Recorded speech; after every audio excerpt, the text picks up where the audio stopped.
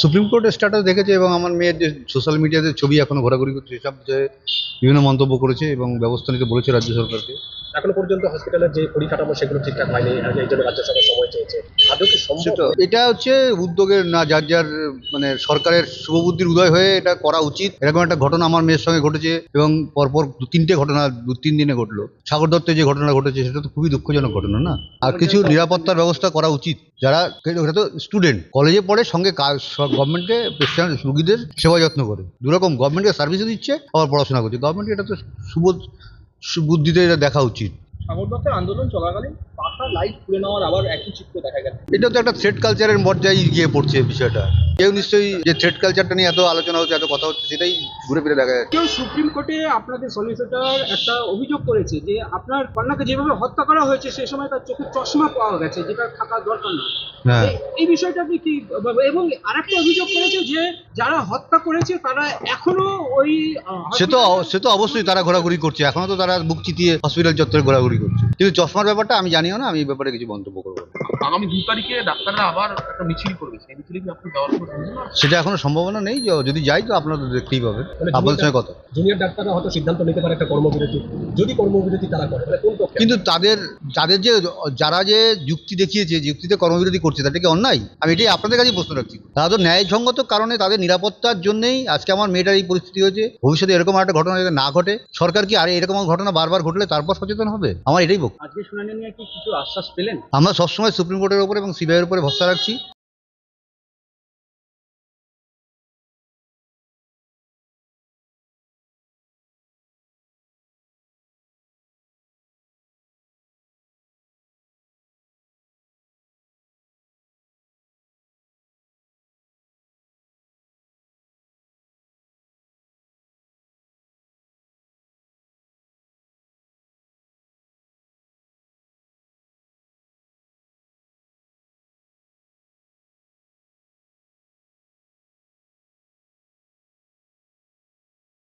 কলকাতা পুলিশের সিপি এবং রাজ্যের স্বাস্থ্য সচিব দুজনের সঙ্গেই কথা বলেছিলেন। যেটা জানা যায় যে জুনিয়র ডাক্তাররা তারা কিন্তু প্রথম থেকেই বলেছিল যে যে পোস্টমর্টম যেটা করা হবে সেখানে যেন কোনো রকম কোনো ত্রুটি না থাকে এবং এই পোস্টমর্টম করার সময় যেন জুনিয়র ডাক্তারদের একটা প্রতিনিধি রাখা হয়। আমরা যেটা সূত্র মারফত জানতে পারছি, তো সেদিনকে কিন্তু রাজ্যের স্বাস্থ্য সচিব, কলকাতা পুলিশের সিপি যখন সহ এই চেস্ট মেডিসিন ডিপার্টমেন্ট হেড সহ একাধিক যে সমস্ত আধিকারিকরা ছিলেন, হাসপাতালের ডিপার্টমেন্ট হেডরা ছিলেন, সর্বসম্মতিতে একটা বিষয় ঠিক হয় যে যখন পোস্টমর্টম করা হবে তখন জুনিয়র ডাক্তারদের 5 সদস্যের একটা টিমকে তারা কিন্তু এই পোস্টমর্টম করার সময় ঘটনাস্থলে উপস্থিত থাকবে। যেটা জানা যাচ্ছিল যে এই ঘটনা হবার পর যেটা দেখা গেল যে এই পোস্টমর্টম নিয়ে কিন্তু একটা বিতর্ক তৈরি হলো। প্রথম কি বিতর্ক তৈরি হলো আমরা জানি যে 6টার পর মানে সূর্যাস্ত যখন সন্ধ্যা হয়ে যায়, চোখের মানে যখন এই আলো যখন না থাকবে, অন্ধকারে মানে সূর্যাস্ত চলে গেলে তখন কিন্তু কোনো পোস্টমর্টম করার এরকম কোনো নিয়ম নেই।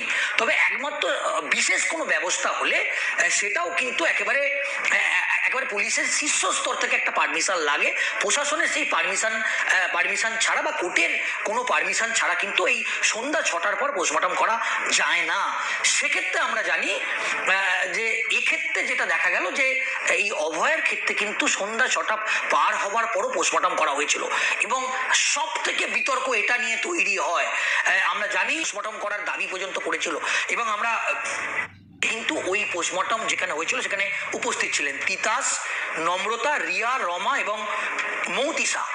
এই 5 সদস্য তারা কিন্তু সেদিনকে যখন পোস্টমর্টম করা হচ্ছিল সেদিনকে সেখানে উপস্থিত ছিল। কেন তারা উপস্থিত ছিল? যাতে পোস্টমর্টম রিপোর্টে কোনো গন্ডগোল প্রশাসনের তরফ থেকে বা যিনি পোস্টমর্টম করবেন তাকে কোনো গন্ডগোল যাতে না করতে পারে। এবং আমরা জানি যে পোস্টমর্টম শেষে যেটা দেখা গেল যে ইতিমধ্যে এই ছবিটা সোশ্যাল মিডিয়াও ভাইরাল হয়েছে এবং নাগরিক সমাজের কেউ কেউ এটা পোস্টও করেছে এবং এটা নিয়ে ইতিমধ্যে একটা বিতর্ক তৈরি হয়েছে।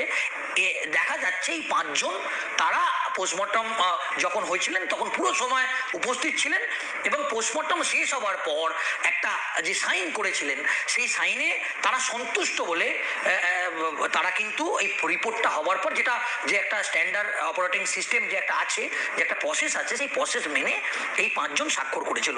এখন যেটা বিতর্ক দেখা যাচ্ছে যে এই আরজিকর ঘটনা এই একেবারে গোটা রাজ্য উত্তাল, গোটা দেশ উত্তাল ইতিমধ্যেই হয়েছে। এই পোস্টমর্টম নিয়ে প্রশ্ন উঠেছে এবং আমরা যেটা দেখলাম যে এই আরজিকর ঘটনার পর আরজিকর মেডিকেল কলেজের পক্ষ থেকে কিন্তু একটা কমিটি তৈরি করা হয়েছে এবং সেই কমিটিতে আমরা নামগুলো দেখতে পাচ্ছি, কিন্তু এনারা তাহলে এতদিন চুপ ছিলেন কেন? যখন প্রশ্ন উঠছিল যে ঠিকমতো ময়নাতদন্ত হয়নি, তাহলে এনারা কেন এতদিন চুপ ছিলেন? দেখো, এটা নিয়ে কিন্তু একটা প্রশ্ন তৈরি হচ্ছে।